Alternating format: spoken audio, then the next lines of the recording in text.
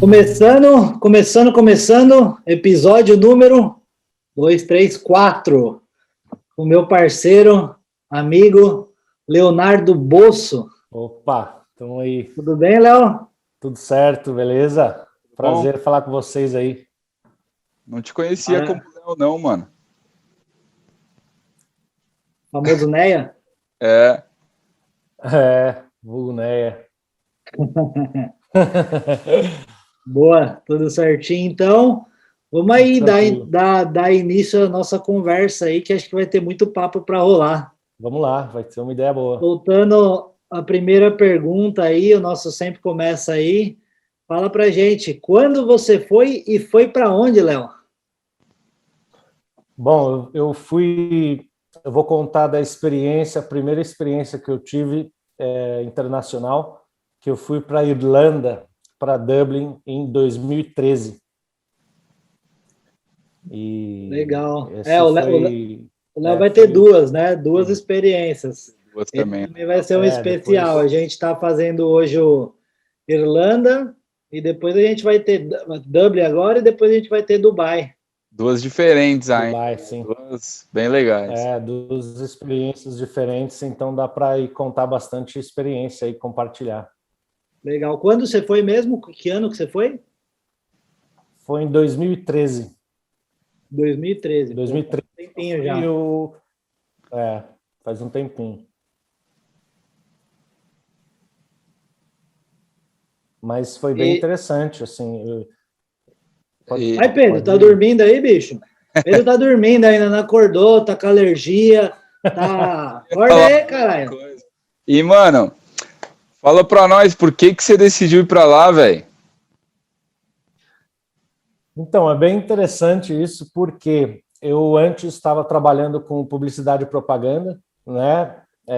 Eu gostava do trabalho, mas eu queria experimentar algo a mais, né? Eu queria ter uma vivência internacional e eu sempre tinha em mente de ficar pensando como que as pessoas se comportam nos outros países, né? Como que são as culturas diferentes, o que as pessoas comem. Isso é uma coisa de muitos anos que eu já tinha em mente, né? Então era uma coisa de que eu sabia que uma hora ou outra eu ia sair do Brasil e ter uma experiência no exterior.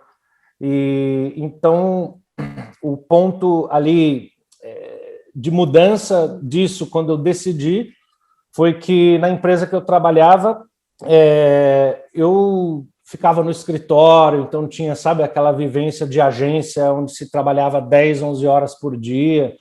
E aí eu queria viver o mundo. Eu falei, não, o mundo tem tanta coisa para conhecer, eu não posso ficar no escritório, né? E aí eu encontrei a oportunidade de ir para a Irlanda e, enfim, e foi uma das melhores decisões que eu fiz, né? Porque a ideia mesmo era sair da zona de conforto e viver uma experiência com uma língua que eu não sabia muito bem falar e, enfim, com tudo diferente, né? E aí eu estava disposto a isso. Foi aí que veio a oportunidade quando eu saí desse trabalho e aí eu falei, não, agora é o momento de ir. E aí eu comecei a pesquisar todas as informações para me jogar. E como, me diz uma coisa, para a Irlanda, como funciona o processo de imigração? Que visto que você foi? É tranquilo? Como que funciona para lá? Quanto tempo você ficou? É bem tranquilo. Eu vou falar um pouco do que era naquela época, porque hoje em dia mudou um pouquinho, né? Mas o sistema, assim... A Irlanda, primeiramente, eu escolhi porque é um lugar que é muito rico em história, então a história medieval é um lugar que valoriza muito a história deles, e também eles têm uma abertura muito grande para imigrante, para ir para lá estudar, né? Então a forma mais fácil aí de conseguir ir para lá é como estudante. Então no meu caso foi visto de estudante, e aí na época era... você fecha um pacote com uma escola de inglês e aí o visto que você tem é um visto de 1 ano, onde você pode, nos primeiros 6 meses você estuda. No meu caso, eu escolhi estudar inglês e nos outros 6 meses você tem holiday, você tem férias onde você pode trabalhar e viajar, enfim, e tudo. Então, o interessante é que nos primeiros 6 meses você pode trabalhar 20 horas semanais. Ah, Né? por lei você então, pode, eles mesmo te estudando, trabalhar. você ainda consegue trabalhar, exatamente. E outra coisa interessante, em qualquer momento, sei lá, 1 mês de estudo, você pode trancar sua matrícula, aí você tranca a matrícula para estudar, você trabalha, aí você pode trabalhar 40 horas semanais, então você aumenta o seu salário, e depois de, sei lá, decidir 3 meses, você quer voltar para a escola, eles vão te encaixar em um nível mesmo que você estava e você vai continuar o estudo. Então tem essa flexibilidade, é outra coisa interessante lá, entendeu? Então você pode passar das 20 horas de trabalho, você pode fazer vamos dizer, um horário completo, cheio, que seria de 40 horas semanais. Enquanto você tranca a sua matrícula e pede tipo holiday da escola, entendeu? Então, por exemplo, 6 meses de... exatamente. Então, 6 meses de escola, enquanto você estiver estudando, você só pode trabalhar 20 horas, caso você arrume um emprego. E eles são bem rigorosos quanto à lei disso, né? Você não pode trabalhar mais horas, né? Para você ter uma condição de estudar melhor. Aí, no momento que você pede para ter holiday, ter as férias da escola, aí você pode trabalhar 40 horas semanais, entendeu? Então, essa flexibilidade é uma coisa muito boa também. Se você decidir, sei lá, viajar, fazer uma trip na Europa, você pode pedir um holiday ali, entendeu? Assinar um termo para congelar a sua matrícula, você vai, viaja ou trabalha, o que você quiser fazer, e depois você volta e se encaixa aí numa outra turma para continuar o estudo, entendeu? Falando em estudo aí, você já falava o idioma?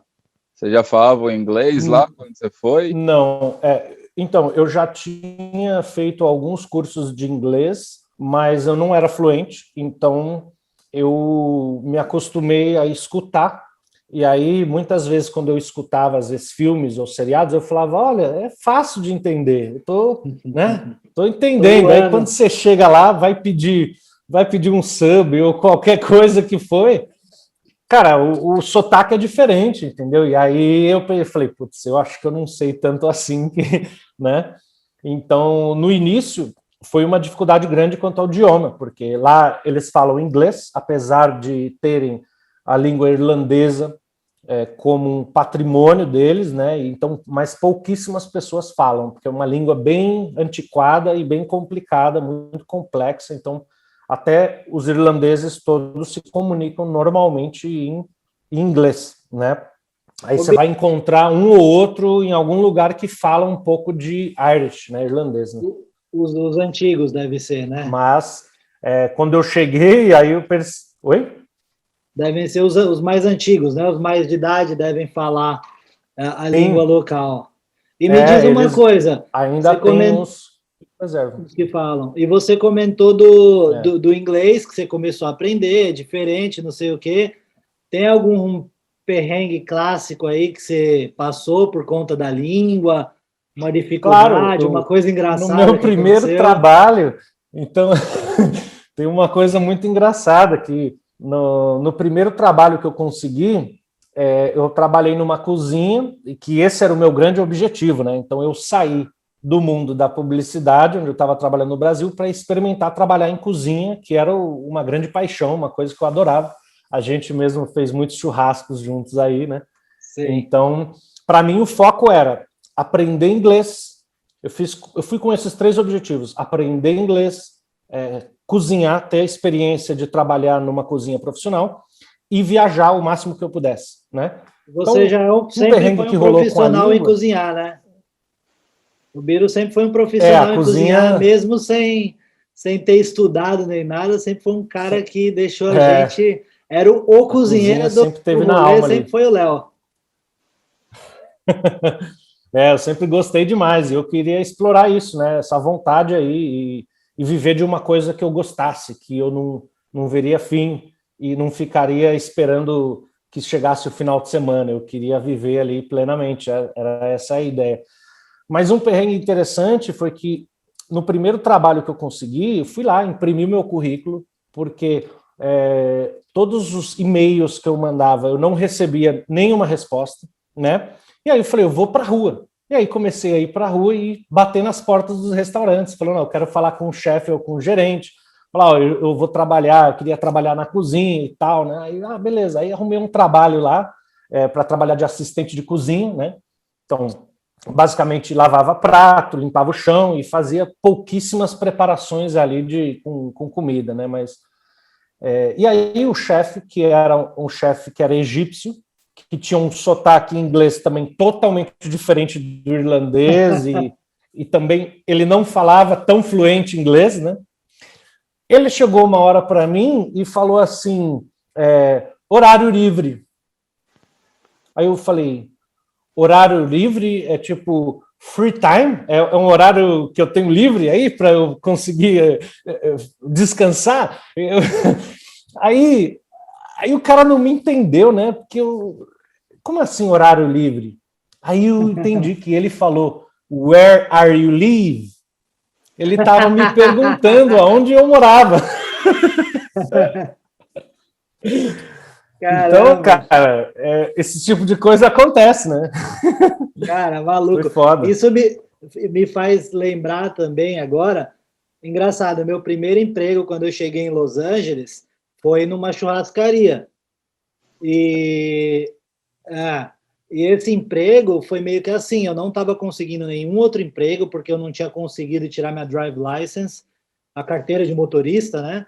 E lá em Los Angeles, a maioria dos trabalhos que você chega são de manobrista, são essas coisas. Sim. Então eu fui nesse restaurante e o gerente na época chegou para mim, enfim, falou, você tem experiência? Eu já estava no desespero, ficando sem dinheiro, né?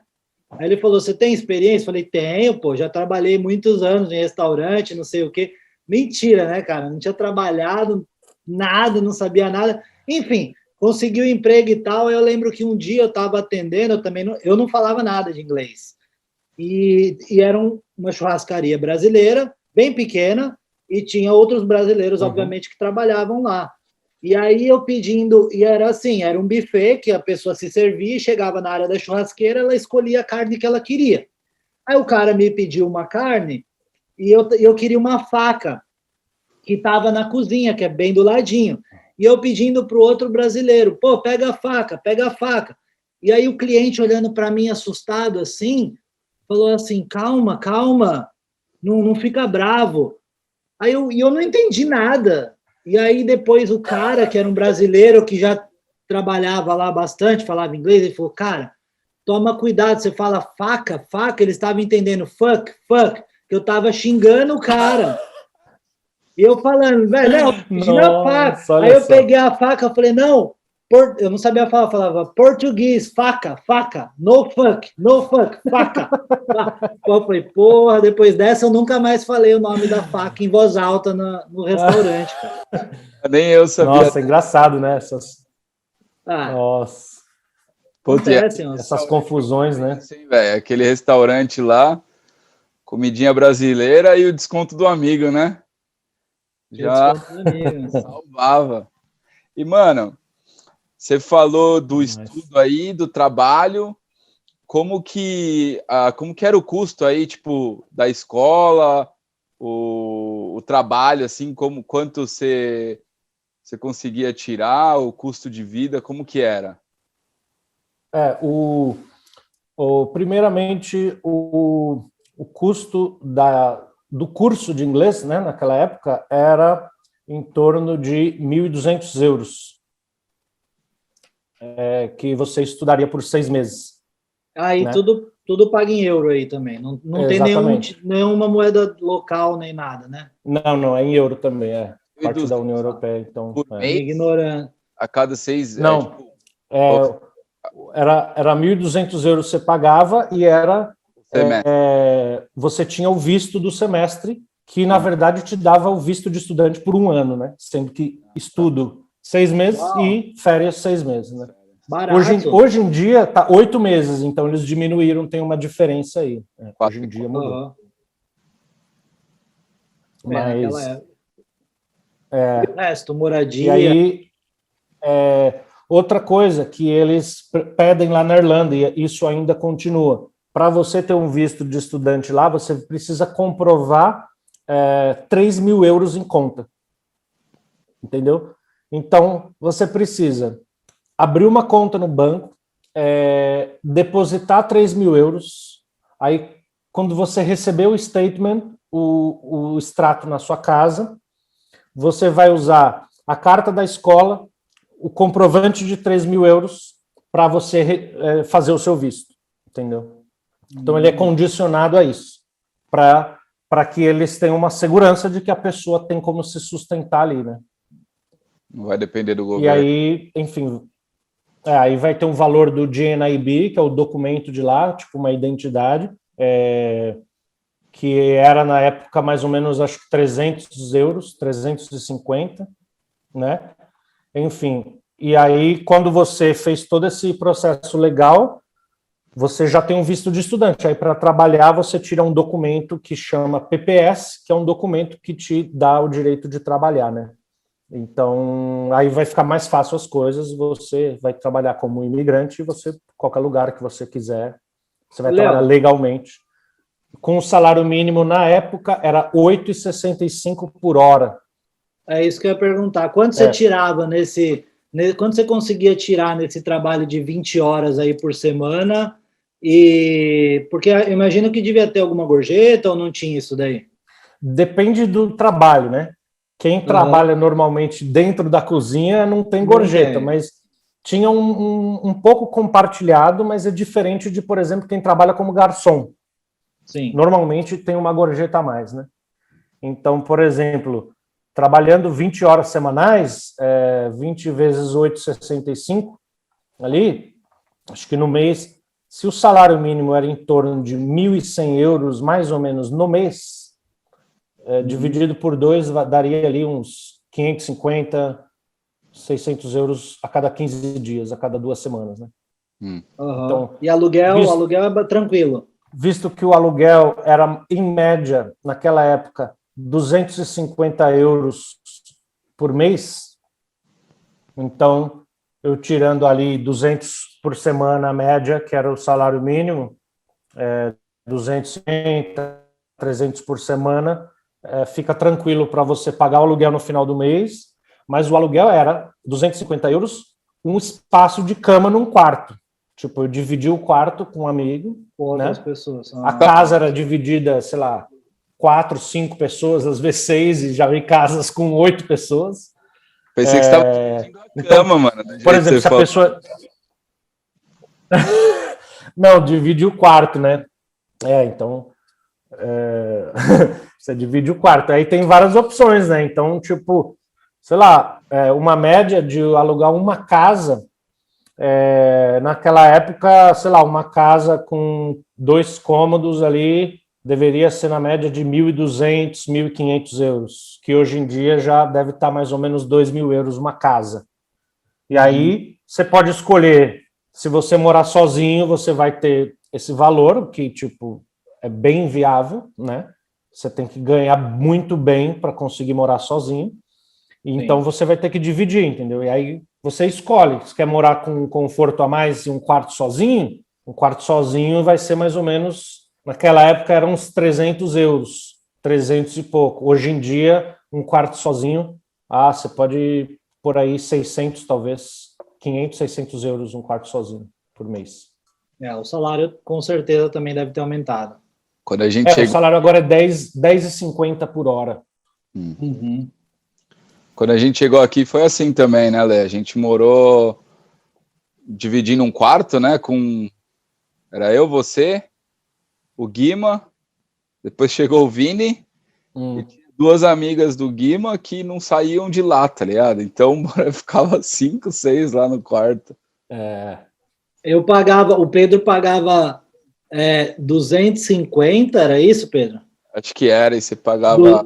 O Pedro era 250 porque ele tem medo de barata, e a casa tinha barata, então ele dormia na cama. Como eu já não tinha tanto medo de barata, eu pagava 200 e dormia no colchão com as baratas no chão, entendeu? Isso foi bravo. Coisas que Às vezes as pessoas não sabem, né? Esses perrengues. Ninguém vai postar uma... Eu já acordei à noite, assim, uma sensação estranha, liguei o celular aqui, a baratona andando no peito. Dá um peteleco e volta a dormir. Entendeu? Não precisa peteleco na barata e sono de novo, acabou. É a vida que segue. Isso ninguém mostra, né, Biro? Ninguém mostra, exatamente. Isso que eu até lembrei de uma situação no meu emprego, por exemplo, esse primeiro emprego que eu trabalhei, uma semana eu estava lavando uma coifa lá da cozinha e cortei o meu dedo de uma forma profunda, né? Tipo, e aí o cara me deu 3 dias de folga. Quando eu voltei lá, falei, ainda o corte tá... Eu não tinha seguro de saúde, então era muito caro de ir no médico. Eu falei, não, vai melhorar, né? Toda aquela positividade. Enfim, voltei lá e falei pro cara, ainda tá machucado, eu não vou conseguir trabalhar agora. Ele falou, não precisa mais não, agora a gente não precisa mais. Enfim, uma semana eu durei lá. Aí depois eu consegui outro trabalho, trabalhei 2 semanas. Aí em 2 semanas o cara falou, então, a gente não vai precisar mais? Muito obrigado aí, essas 2 semanas. E aí, tipo, foi complicado essa hora, porque estava chegando o verão, o tempo que todo mundo ia curtir, e eu estava numa situação sem grana, tipo, eu preciso trabalhar de algum jeito, entendeu? E aí eu não conseguia mais pagar o aluguel, onde eu estava. Aí não conseguia arrumar um emprego nesse mês, então eu paguei o último aluguel onde eu estava, e aí pedi para um casal de amigos que tinham se mudado para outra casa, pedi para eles, eu posso dormir no sofá da casa de vocês por talvez 2 ou 3 semanas, até eu conseguir um emprego, depois eu pago vocês, eu posso cozinhar, cozinhar é comigo, então se quiserem eu posso cozinhar lá para vocês, né? E inclusive eles são incríveis, o Gil e a Ellen, grandes amigos que até hoje falo com eles, enfim, muito parceiro. E eles me ajudaram nessa. E aí, na casa tinha um cachorro, então a cachorra ficava na sala também. Então, quando eu ia dormir, eu tinha que tirar os pelos da cachorra do sofá para poder dormir. E nessa época, o emprego que eu consegui foi vendendo jornal na rua, cara. Foi a única coisa que tinha para fazer. Fui vender jornal. E aí, o detalhe, vender jornal em qualquer lugar é uma coisa. Agora, na Irlanda, é vender jornal com o quê?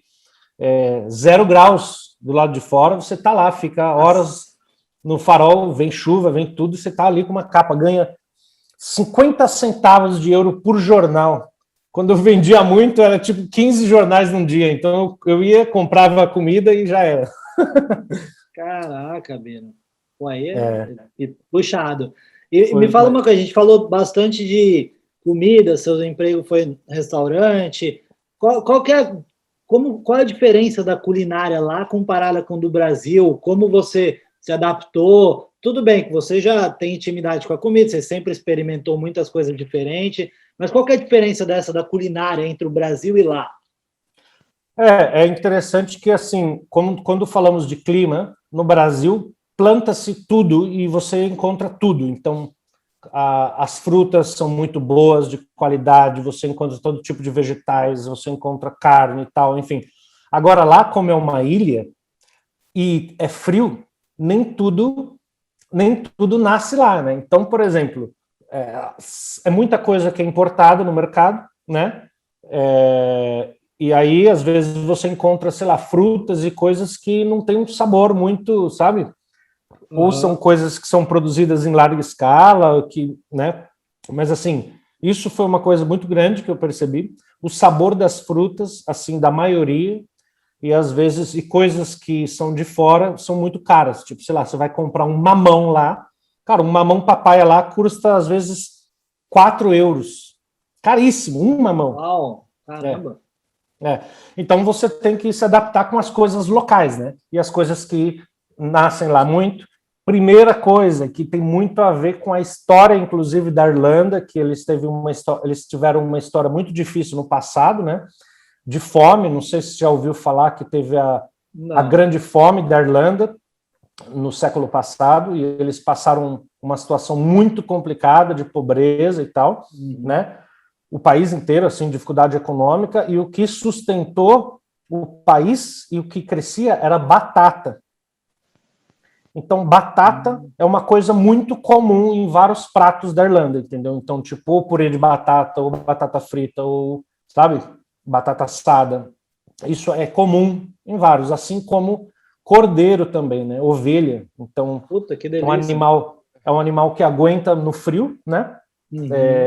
Então é comum, quando você faz uma viagem na Irlanda, você vai passar em vários lugares onde você vai ver um monte de ovelha e tal. Então, tipo, coisas com cordeiro é muito comum, receitas com batata e vegetais básicos, tipo cenoura, nabo. Então, muitas sopas, guisados com base de batata, cenoura, nabo, né? Então, já carne bovina tem também, eles são famosos pelo Irish Tomahawk, que é aquele steak que é o tipo um prime rib, né? Aquele steak grandão que vem no osso, assim, uma tira da costela, né? Ah, tá, sei. Nossa, bom. Mas como não tem uma produção tão grande, carne acaba sendo caro, né? Então aí, muitas vezes, como a gente estava numa situação, óbvio, intercambista e quem está viajando, você não tem muito dinheiro, às vezes é dinheiro contado ali, né? Como situações que eu contei. Então, a gente sempre ia no mercado e via as coisas. Então, frango, geralmente, era mais barato e tal, e aí... Tá na promoção, né? exatamente. Então, e outra, muito importante, fish and chips. Talvez um dos pratos clássicos da culinária irlandesa, que é uma herança inglesa também, é fish and chips, que é batata frita com peixe frito. Por quê? Peixe, frutos do mar, então, tem uma qualidade muito boa, principalmente cidades mais próximas ali do porto. Você vai encontrar muito pratos com mexilhão, ostra, sabe? Ostra fresca, peixe. Então, por ter muita batata e o peixe também é algo comum, o fish and chips, né? O peixe com batata, e é sempre servido com vinagre, que é algo bem diferente. A gente não come, eu não sei. A gente não come aí isso talvez no Brasil, tenha um né? pouco disso, não, né? Tem, não muito. fish and Pra chip, gente. No Brasil, Peixe frito tem. a gente não come, né? Muito. A gente come a manjubinha que você fez lá em casa, né? Lembra Mas aquela é sempre história? com limão. Nossa, manjubinha. Clássica.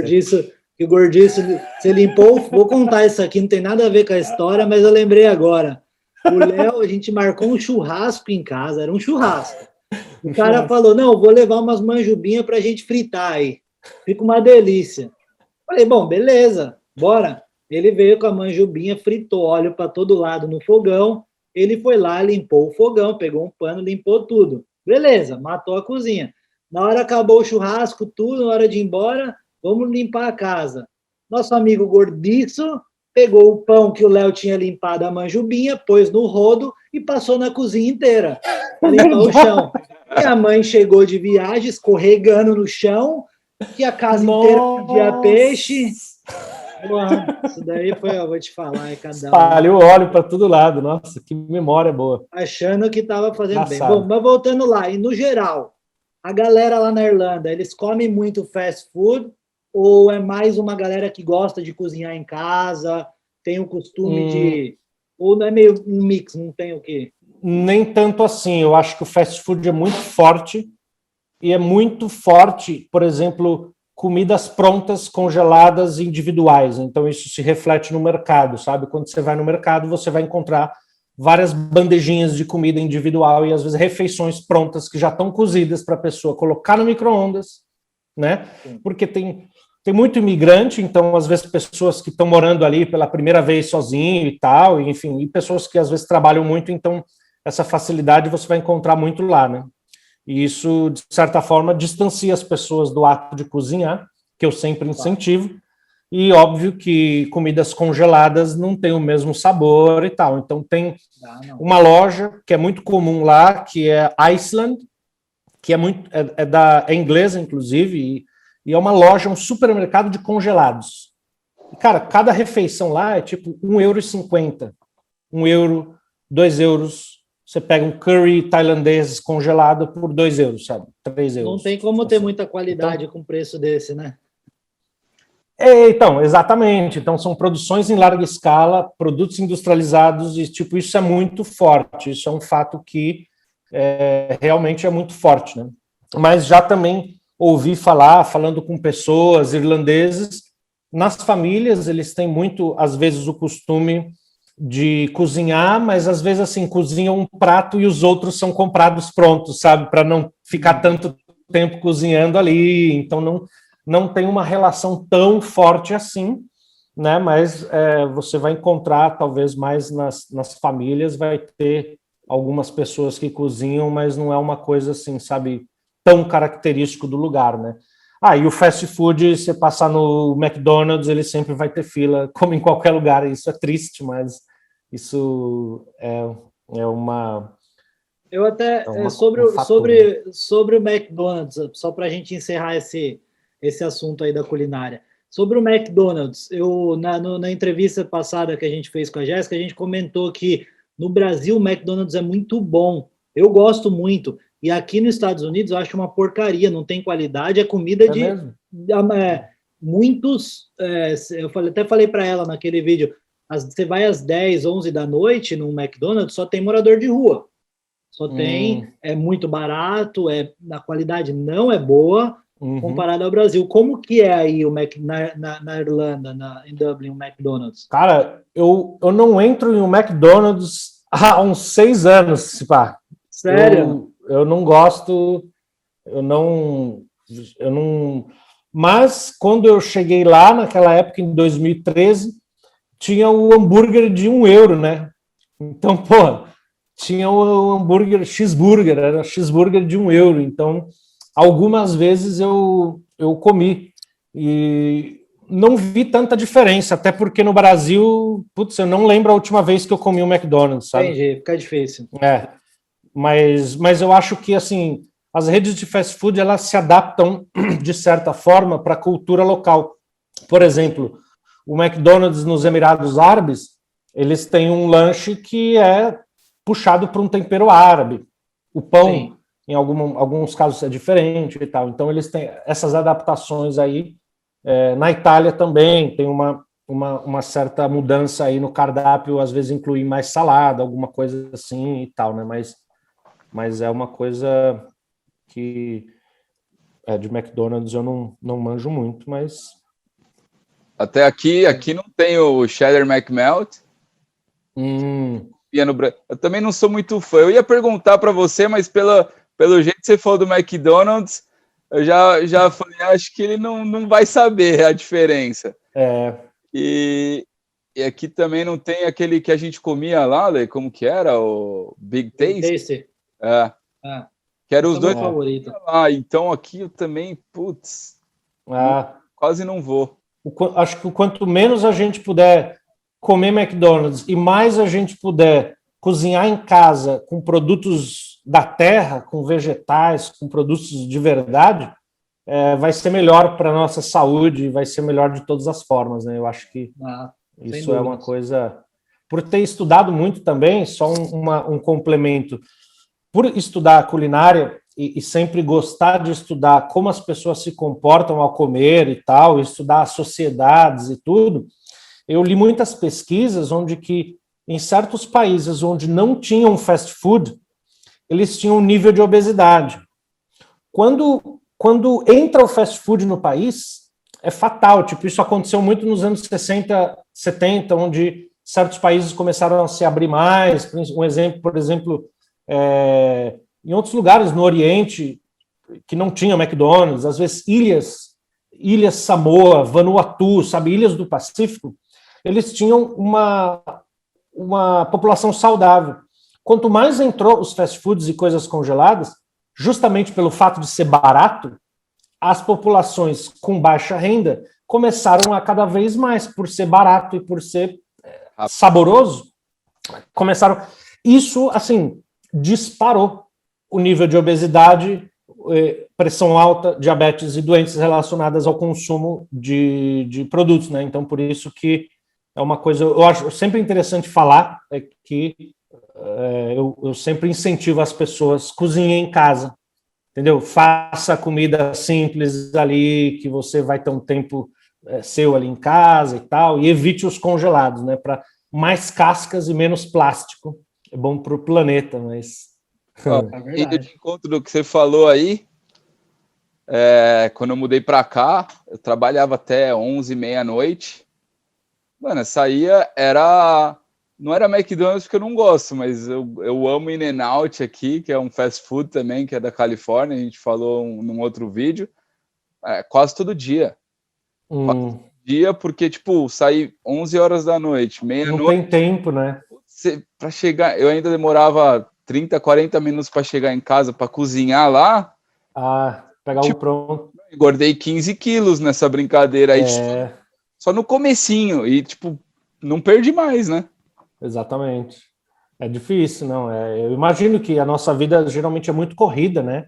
Então, às vezes, a gente acaba comprando coisas que vão ser mais fáceis, né, de cozinhar, mas às vezes não é a melhor escolha se você pensar a longo prazo, principalmente, né?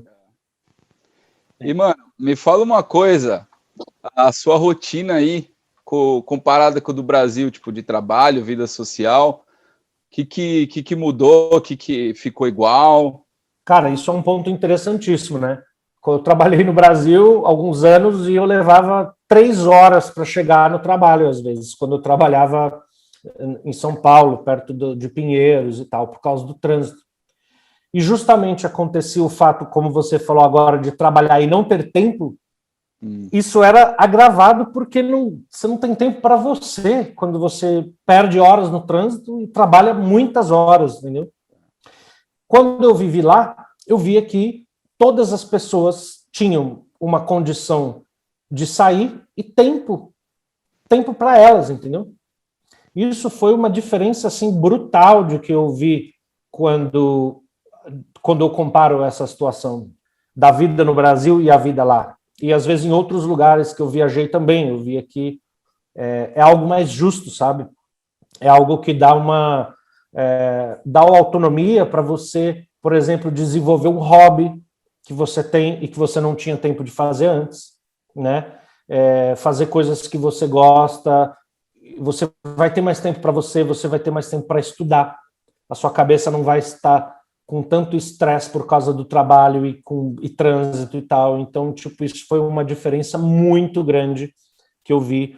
Por exemplo, na última cozinha que eu trabalhei, pode falar.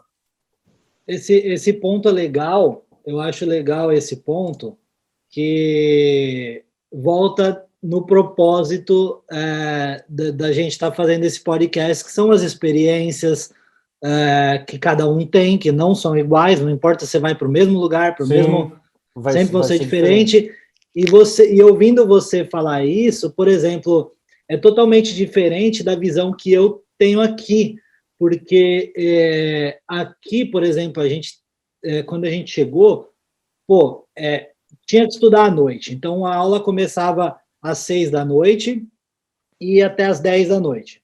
Então, de manhã, a gente tinha que trabalhar bastante. E eram poucas horas. Los Angeles, que é o lugar para onde a gente foi, é um lugar muito caro, muito caro. Então, a gente tinha que usar todas as horas. Então, teve época que a gente passou quase 6 meses, né, Pedro? Sem ter dias de folga, trabalhando direto. 6 meses. Então, a diferença que eu vi era assim, no Brasil, por mais, sim, você tem esse trânsito caótico, que é a experiência que você teve. Eu, por exemplo, nunca trabalhei em São Paulo, embora eu era autônomo, eu ia para São Paulo, pegava trânsito durante o dia, mas eu tinha mais um pouco de flexibilidade em escolher os horários que eu ia para tentar fugir um pouco disso.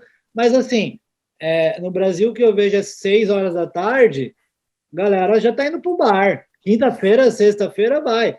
E no caso lá em Los Angeles, quando eu morava em Los Angeles e trabalhava lá, era tipo, sábado e domingo era o dia que a gente mais trabalhava, porque era o dia que você tinha o dia inteiro para fazer dinheiro. Então, nós éramos aquelas pessoas que... Eu costumo sempre comentar isso com os meus amigos.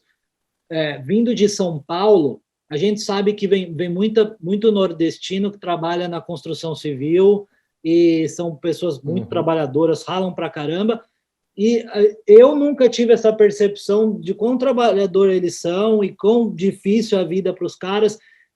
E esse processo, sabe, do nordestino sair de um lugar, às vezes mora no interior, sei lá, de algum lugar, que nem tem água às vezes, não tem nada, e o cara vem para São Paulo, que é uma cidade gigante, e ele tá ralando, não sei o que, e manda dinheiro para a família, e rala. Eu sempre comento com os nossos amigos, muitas vezes eu falo assim, cara, hoje eu vejo que nós brasileiros, em certas situações que a gente vai viajar e trabalhar, nós somos os nordestinos de São Paulo, a gente vai para os Estados Unidos e a galera não vê, né? Como a gente conversou entre a gente vê aquela foto bonita no Instagram e tudo, do fim de semana, quando a gente consegue aquele um dia de folga, mas no começo a gente trabalha para caralho, a gente, sabe, o que tem para trabalhar, o que a gente pega e vai, e manda ver. E aqui em Miami, agora eu moro em Miami, é muito obra, muita construção civil, é o que a galera faz. Lá em Los Angeles é mais manobrista, mas esse é o ponto, né? Para mim, eu sinto que quando eu saí em São Paulo, eu tinha uma vida muito mais boêmia, de festa, de social, e quando eu mudei para Los Angeles, não tinha. Era um dia quando eu conseguia na semana, que aí você fazia tudo. Você ia de manhã na praia, mas ainda nisso você tinha que lavar a sua roupa, você tinha que fazer as compras, e aí você ia para o bar e não sei o quê. Então, essa é a experiência que eu tive, que para mim faltava tempo em Los Angeles. Que interessante. É muito interessante isso, né? Como é diferente. Para mim, por exemplo, eu sentia que eu tinha mais tempo na Irlanda para a vida social, por exemplo. Entendeu? No último restaurante que eu trabalhava 12 horas por dia nos dias que eu trabalhava. Oi? Na Irlanda. Na Irlanda, Mas 12 horas por dia eu trabalhava 4 dias na semana e folgava 3 dias. Que delícia. Cara, tudo bem. Para eu trabalhar nesse lugar, era 1 hora de bicicleta que eu ia todo dia, chovendo, menos 5 graus, e você está pedalando. Trabalhava 12 horas, era meio-dia ou meia-noite, entendeu? Só que eu estava gostando, porque eu estava fazendo exercício. Então tem o ponto de vista também, né? O ângulo que muita gente fala, nossa, 1 hora pedalando no frio. Para mim, era isso. Era isso, ou eu não iria conseguir pagar, não iria conseguir completar o sonho que eu tinha, entendeu? Então, a condição de o lugar oferecer uma qualidade de vida, um balanço, onde você tem a vida pessoal e profissional de certa forma equilibrada, cara, isso é impagável, entendeu? Isso não é a questão de, tipo, trabalhar menos, mas a questão que, tipo, a gente não pode imaginar que é normal pôr uma pessoa para trabalhar 80 horas na semana e ela não vai nem ter vida. Se a pessoa tem filhos, ela não vai conseguir ver o filho, entendeu? Exatamente. E aí, na cozinha, é uma coisa que acontece muito em lugares diferentes. Existe uma cultura onde um bom chefe é aquele que mora na cozinha, né? Sim. E eu vou contar um pouco dessa experiência que eu tive depois que eu trabalhei em Dubai, que foi um pouco diferente daí, onde eu praticamente dormia e voltava, estava na cozinha ali de novo, e parecia que eu só estava ali, né? Mas, enfim. Já fica o gancho aí, né? Pra galera aí saber que vem coisa boa de Dubai aí. Dubai vai ser bem legal esse episódio aí, vai ter bastante coisa para falar lá. Eu tô curioso pra caramba para saber. Falar isso, eu tô muito curioso. Tô muito curioso, não tenho a menor ideia. Vamos fazer aí. Tô muito curioso. Não, vai dar pode reservar 2 horinhas aí, 2 horinhas a gente vai conversar sobre. Ô, Bira, me fala uma coisa. Mas então... Não, desculpa, termina o que você estava falando.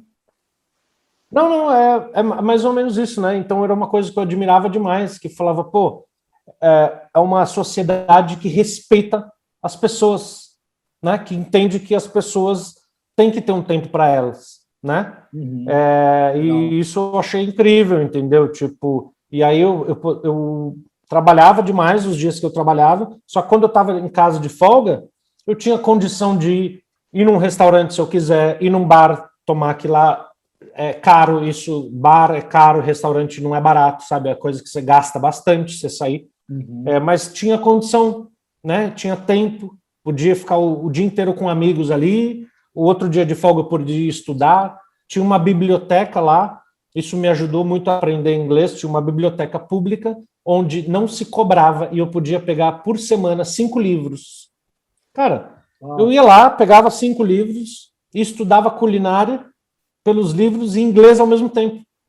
Então eu peguei um tema que me interessava muito, comecei a estudar culinária através do inglês e isso me ajudou nas duas coisas, entendeu? Então quando eu estava trabalhando na cozinha, eu já sabia vários termos ali em inglês e tal, e aí as coisas foram desenvolvendo, né?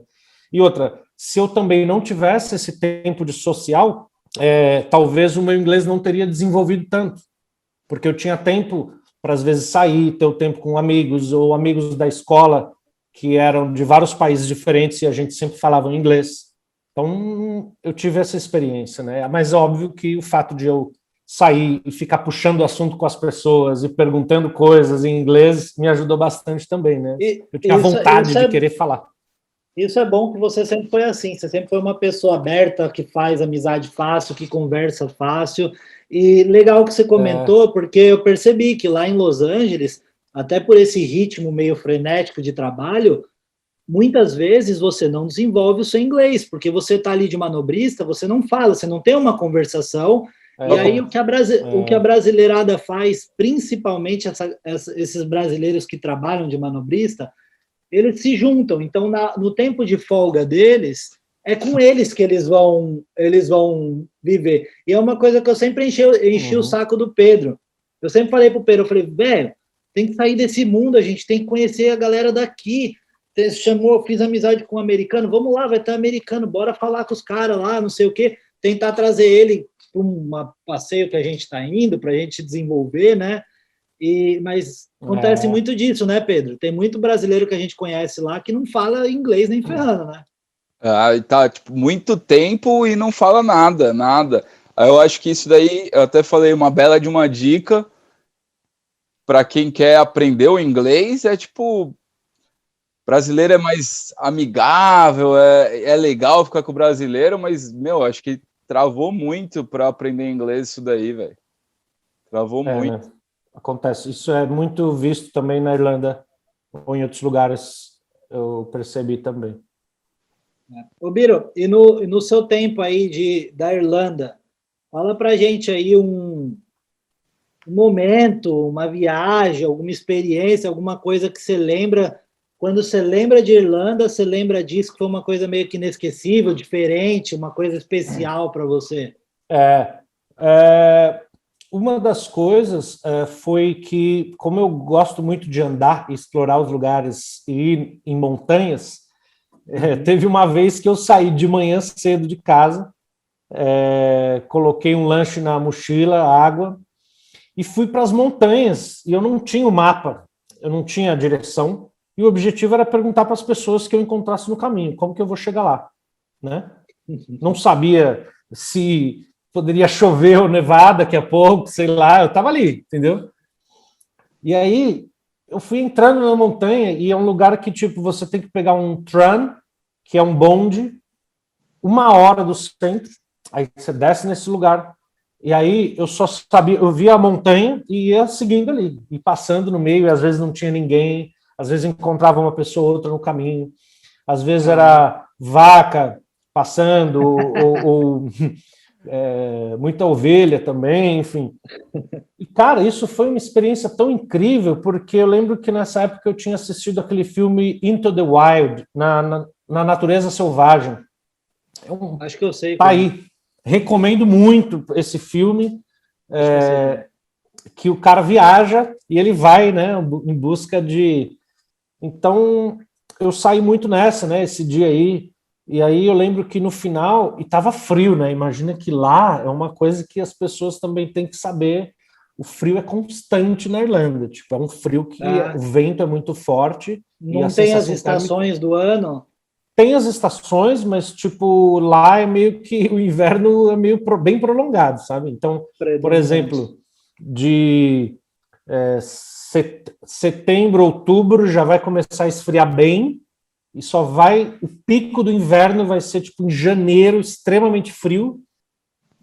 Em março pode rolar neve às vezes também, e vento gelado, e muito frio, então lá é assim, mas vai melhorar no verão, lá para junho, julho, isso vai melhorar, mas vai chegar a 22 graus, quando Quando você vê gente jogando água na cara, na rua, tá 22 graus. Entendeu? Caraca. É assim. Então esse dia foi demais, porque eu fui e conversava com camponeses que passavam ali, pedia informação como que eu vou até... eu quero ir nessa montanha aí, que é Dublin Mountains, lá, que é muito famosa. Enfim, e ficava andando no meio do mato e não tinha ninguém, às vezes. Tinha hora que não tinha ninguém. Então foi um momento comigo, sabe? E isso é também a grande proposta que eu tive de sair. Eu queria ter um momento comigo mesmo. Eu queria ter esse momento de ir explorar os lugares e tal. E é isso que me ajudou muito. Por exemplo, a gente falou, amigos brasileiros que eu tive lá foram incríveis. Tipo, a gente que tá de brasileiro que está fora do Brasil, a gente sempre tem que estar unido, tem que se ajudar, sabe? Claro. E eu tive muita ajuda também de, por exemplo, indicação de trabalho que foi de amigo brasileiro que eu conheci também, né? Só que eu tirava esses momentos sozinho. Isso que me ajudou muito. E andar sozinho. E aí entrava em igreja só para ver a arquitetura da igreja, que eram igrejas medievais lá, né? Muito bonitas. Ia para o meio do mato fazer uma trilha, 2, 3 horas de trilha no meio do mato. Aí encontrava alguém, tentava puxar um assunto ali. Né? Então, essas andanças aí foram incríveis. Então, esse dia das montanhas, eu lembro que, nossa, eu fui...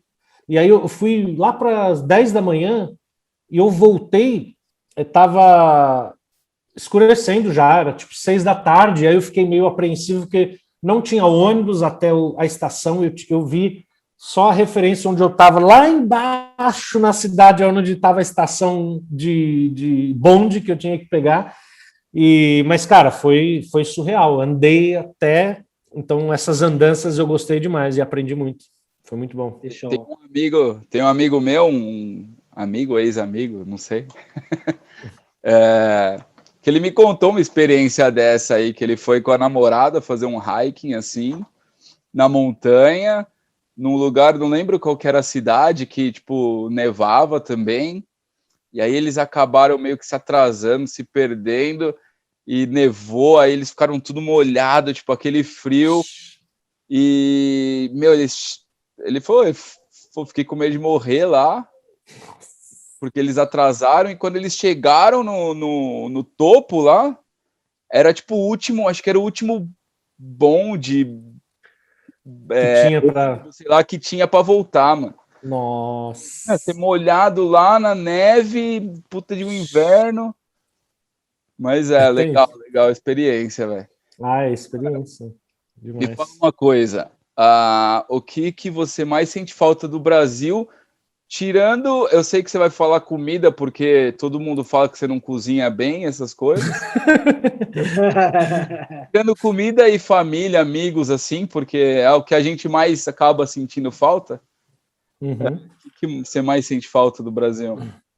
Eu ia pensar primeiro isso, né? Os momentos em que se tem com amigos que você tem uma memória de infância e tal, né? Isso é uma coisa impagável, mas eu acho que, assim, uma coisa que me vem à cabeça de sentir falta do Brasil, que não seja comida, família e amigos, isso é o principal, né? Mas, é por isso que a gente tira já, porque todo mundo vai lançar essa. Comer com os amigos. Não, mas acho que, assim, uma coisa que eu sinto muita falta é a natureza do Brasil. Tipo, o quão plural que é, as possibilidades que se tem dentro do Brasil e também o fator multicultural, entendeu? Então, tipo, cara, não é sempre que você vê em outros países uma natureza tão incrível como o que tem no Brasil e de diversidade, de clima tropical. Então, tipo, o clima é uma coisa e também as questões de cada estado que você vai do Brasil, você tem uma particularidade de cultura, de comida que é diferente. Então, essa identidade cultural do Brasil misturada, sabe? Isso é uma coisa incrível. Então, eu senti a falta de ouvir sotaques diferentes. Apesar de que em Dublin eu conheci muito mais brasileiros de vários lugares do Brasil do que no Brasil, né? Tem essa também, né? Então, o que eu ia falar agora.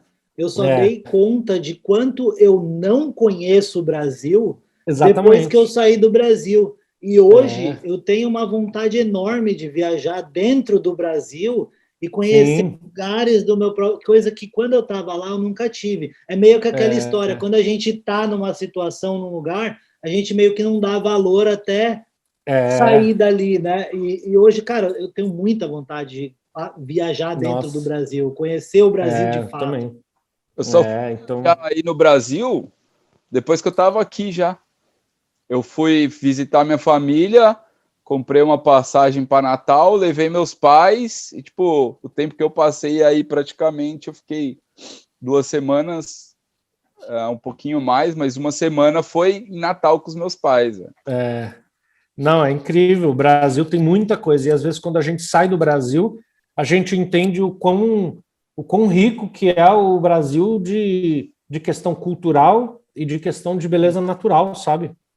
E às vezes os lugares mais famosos, tipo, sei lá, Natal, Maceió, tem vários lugares, mas tipo, dentro do Brasil tem tanta coisa interessante que, cara, eu gostaria muito de fazer um mochilão o mais rápido assim, quando as coisas melhorarem no Brasil, de viajar o Brasil inteiro, sabe? E as pessoas, né? Muita gente de coração bom e que, sabe, que ajuda um outro, então esse negócio isso é uma coisa incrível, que é uma característica muito do povo, né? De você ver, às vezes, vilarejos no meio de um lugar pequeno e você vai, às vezes, a pessoa vai te convidar para fazer alguma coisa e vai, sabe, você vai ter uma conversa ou...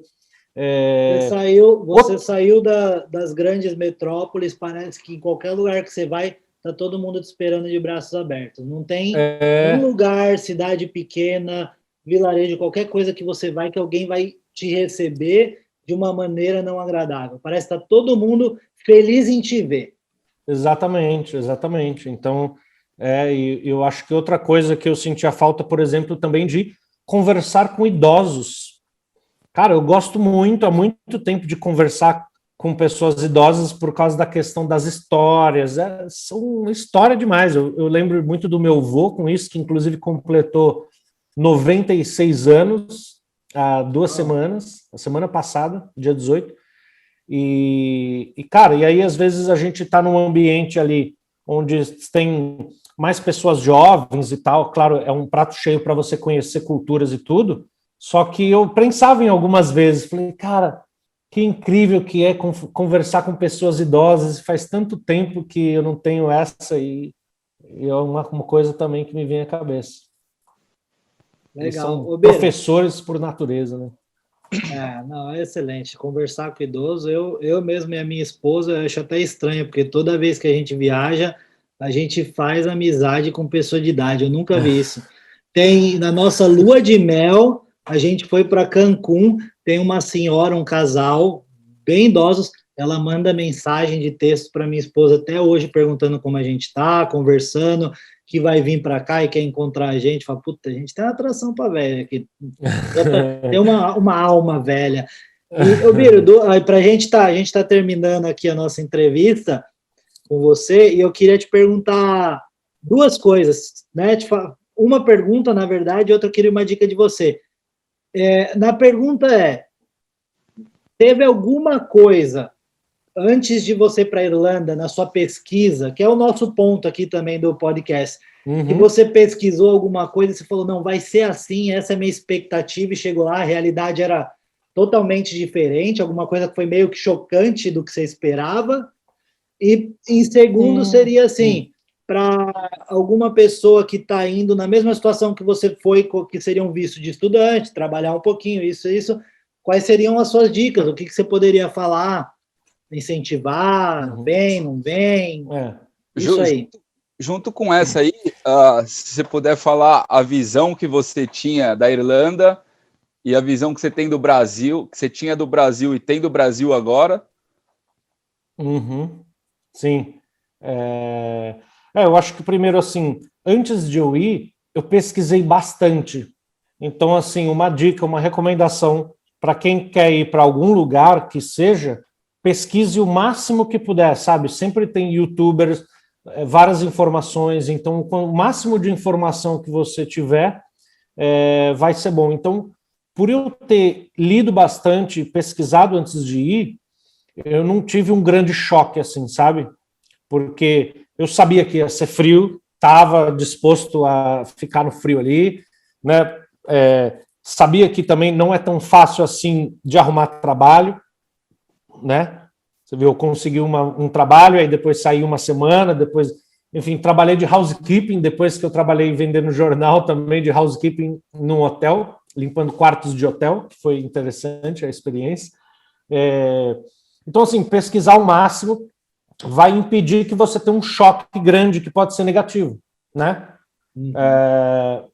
Então, assim, um choque cultural grande eu não tive. Agora, o que me surpreendeu bastante, e que era justamente o que eu estava buscando, era do ambiente multicultural, né? Então, você vai ter os mercadinhos com produtos indianos, que os indianos estão vendendo lá, os chineses, você vai ter, sabe, pessoas de vários lugares, lá tem uma população de romenos muito grande, poloneses, e, tipo, cara, para mim, isso é o que eu gosto, entendeu? Quanto mais diferente, diversificado é bom para mim, né? Então, acho que assim, a pessoa tem que estar disposta a conviver com diferenças. Conviver, às vezes, numa casa com pessoas que trabalham em lugares diferentes, têm costumes diferentes, entendeu? Então, isso é uma coisa assim, às vezes a pessoa mora com alguém que a pessoa nunca lava louça, por exemplo, né? Você tem que estar disposto a lidar com certos tipos de conflitos, mas aí que você cresce, entendeu? Aí que você tem uma experiência diferente e tal, né? Então, uma coisa que eu gostava muito lá é que, por exemplo, numa das primeiras casas que eu morei, a gente fazia uma festa lá com amigos, aí quem chegava com cerveja, a cerveja não cabia dentro da geladeira, porque tinha várias pessoas na casa. Então a gente pegava a cerveja e colocava do lado de fora para gelar, né? Porque estava menos 5 graus, a cerveja ficava gelada ali. E o fato de, por exemplo, eu lembro que a gente tinha reuniões onde tinha, sei lá, 3 brasileiros, um jamaicano, um colombiano, um mexicano, um árabe e um inglês britânico, tipo. E, cara, para mim isso era uma coisa incrível, de tipo, cara, olha que eu estou vivendo aqui, são pessoas de culturas diferentes. Aí eu tinha liberdade de perguntar para eles como que é no seu país, qual que é a comida que você gosta lá, qual que é as memórias que você tem de infância, enfim. Então isso era uma coisa que eu gostei demais, né? Então acho que o que seria, isso é o choque cultural, mas de uma forma positiva, né? Eu adorava ouvir das pessoas. E aí o que me deu mais vontade de falar em inglês foi quando eu tentava contar a história do Brasil ou algumas coisas do Brasil e eu tinha dificuldade no começo. Nossa. E eu falei, cara, não pode acontecer. Eu preciso contar as coisas que eu quero contar e eu preciso entender essas pessoas. Tipo, eu preciso entender como que é o país delas e como que elas vivem e o que é. Então, essa vontade, sabe, de aprender.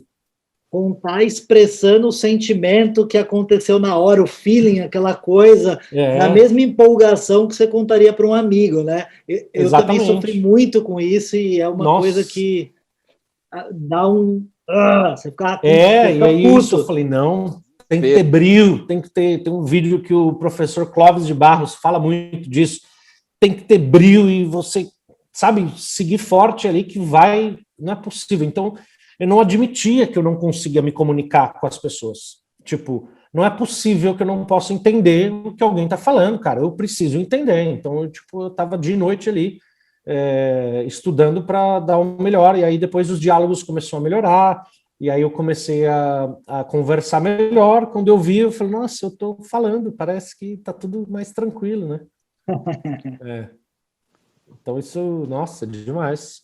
Foi uma experiência que eu recomendo para as pessoas, e sabendo que você vai conviver com diferenças, você vai, às vezes, morar numa casa onde tem várias pessoas e cada um se comporta de um jeito e tem que ter paciência, enfim, você vai aprender bastante, mas não é mil maravilhas, né? É uma coisa que é um processo. Só que, assim, de aprendizado e crescimento pessoal é fato. Você vai crescer pessoalmente, você vai ver o Brasil de outra forma, você vai ver outras culturas, as diferenças totais, entendeu? Então, você se torna um cidadão melhor, né? Quando você volta para o Brasil, por isso que quando se volta, às vezes você fica incomodado com certas coisas que acontecem, porque você fala, pô, como estava num lugar, as coisas funcionam desse jeito, por que não funciona aqui? Aí você começa a entrar numa questão de, às vezes, de até identidade, né? Como que eu volto para o meu país e alguma coisa me incomoda, se eu cresci aqui? Mas isso faz parte do aprendizado, né? Isso uma mente que se expande, nunca volta ao tamanho original. Então, né? Eu acho, a gente não comentou ainda, não falou, você está agora na Itália, mas está voltando para Dublin. Exatamente. Então, eu imagino que o conselho final seria vai para Dublin, que é um lugar sensacional, com certeza. É incrível. O que eu gosto lá, o que eu busco, assim, principalmente a questão de eles tratarem muito bem os trabalhadores. Isso impede que as empresas abusem das pessoas. Você tem uma qualidade melhor e as empresas respeitam mais, entendeu? Então, essa é uma das questões, né? Mas, só que, assim, tem frio, né? Tem todas as situações, né? Mas com a lei, tipo, tem muita lei para trabalhador ou é, tipo, uma cultura deles? Respeitar? Os dois. É uma cultura deles, tipo, 40 horas semanais é o que você vai trabalhar e o cara vai fazer questão de que você não passe isso. Se caso for passar uma hora ou outra, em um momento ou outro, vai ser pago hora extra. Vai ser negociado ali e vai ser pago, entendeu? Então, isso é uma coisa que é extremamente importante para você ter um equilíbrio, entendeu? Da vida. E às vezes eu não via isso no Brasil quando eu via ou amigos ou eu mesmo quando eu trabalhei antes. Você deixar o seu sangue ali na empresa e então isso é uma coisa que é uma grande diferença mesmo, né? Quando se vê. E por isso, então, a questão das leis que protegem os trabalhadores e também questão cultural, né?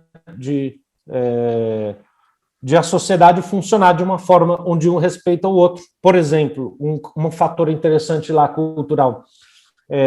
O Luas, que é o bonde da cidade ali, né, o trenzinho que passa ali no meio da cidade, você compra o bilhete na rua e você entra nele. E a estação é na rua, é aberto, sabe? Você não precisa passar na catraca o bilhete.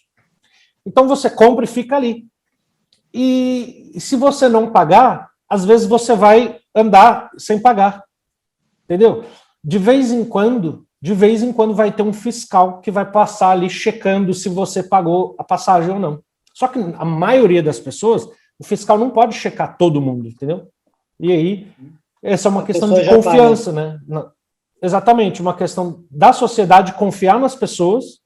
Então é um bilhete que você compra, entra ali e às vezes ninguém vai checar se você comprou ou não, entendeu?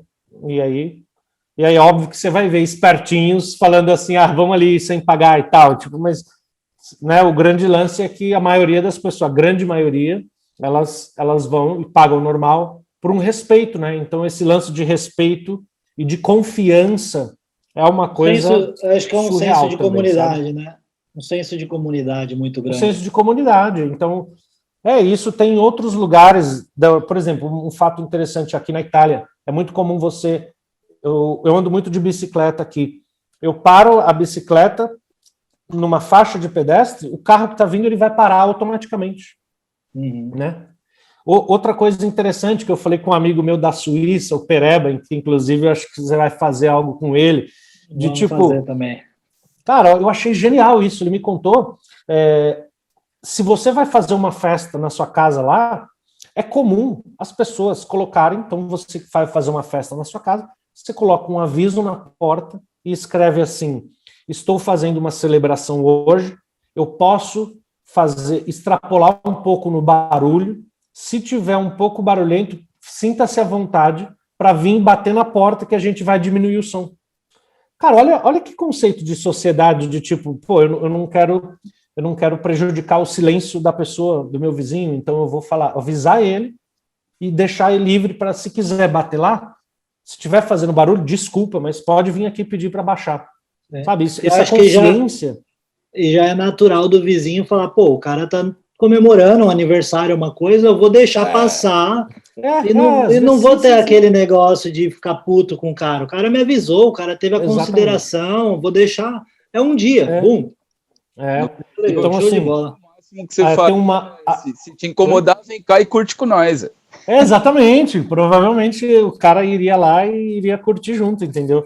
Então, assim, esse senso de cidadania é uma coisa incrível que outros países que eu viajei aqui e isso acontece, sabe? Então é uma coisa que eu gosto demais, assim, né?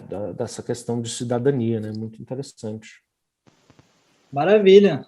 Acho que é isso aí, estamos encerrando. Foi show de bola esse bate-papo. Muito bom. E agora vem Dubai, né? A gente vai provavelmente já começar a gravar agora. Só uma pergunta, vamos partes com ele? Eu não sabia que ele estava na Itália. Pois é, a Itália é uma outra, mas aqui eu tô de passagem porque eu tô fazendo o processo da cidadania, né? Entendi. Então, então eu tô aqui para ficar mais ou menos em média 3 meses, 4 meses, essa é a média mais ou menos. Legal. Mas claro que eu posso falar alguma coisa, mas tipo, questões COVID. De trabalho, tipo, eu não trabalhei aqui, né? Então, certas coisas que... Legal, Léo. Eu tenho que falar, então, vamos partir para o próximo. Valeu por esse. Demais, e certeza. já estamos de volta aí para começar o próximo. Certeza. Agradeço aí a oportunidade de falar com vocês aí. Incrível. E vamos continuar aí produzindo conteúdo, inspirando as pessoas. Espero que tudo melhore no mundo, na situação que a gente está. É bem complicado. Agora é um momento de evitar viagens mesmo. Tipo, não é o momento de viajar agora. Mas vai chegar, né? Ainda... com paciência, as coisas vão melhorar e a gente vai conseguir depois voltar aí numa ativa maior para poder viajar e ter essas experiências. Sem dúvida, sem dúvida. Valeu, Léo. Valeu, Léo. Valeu, agradeço. Um abraço aí. Valeu. Abraço, falou.